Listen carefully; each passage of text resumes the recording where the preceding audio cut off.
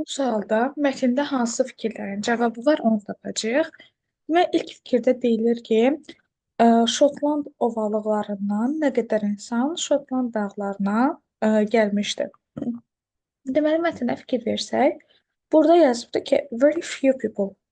Yəni çox az insan gedibdi Şotland dağlarına.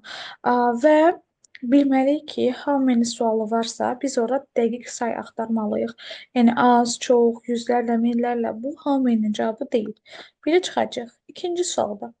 Deməli, həmin deməli monsterın, yəni canavarın ilk şəkli çəkildikdən bir il sonra nə baş verdi? Baxaq ilk şəkil nə zaman çəkilib?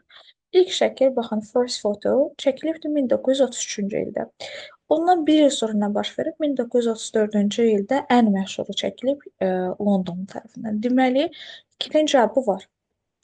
Üçüncüsündə 1930-cu ildə göldə, yəni hansı insanlar monstru gördüyünü dedi.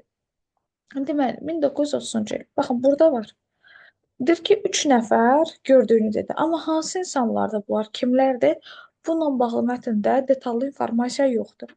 Şu çıxacaq.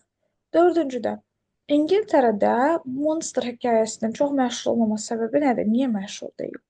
Onunla bağlı mətndə burada informasiya var ki, amma Monster çox məşhur deyil İngiltərədə bir sadə səbəbə görə. For one simple reason. Səbəbi də burada izah edir ki, həmin dəmir yolu əsrinə qədər çox az insan bura gedib gəlirdi. Dördüncü cavabı onda var. Beşincidə isə deməli Monster tərəfindən hücum olunan və üzən adam harda təsvir olunmuşdu? Harda təsvir olunmuşdu? Baxın, eyni cümlə var. Yazıcı təsvir edir həmin bu adamı Nes çayında. Deməli, bu tamamilə doğrudur. Doğru cavab olacaq 2, 4 və 5.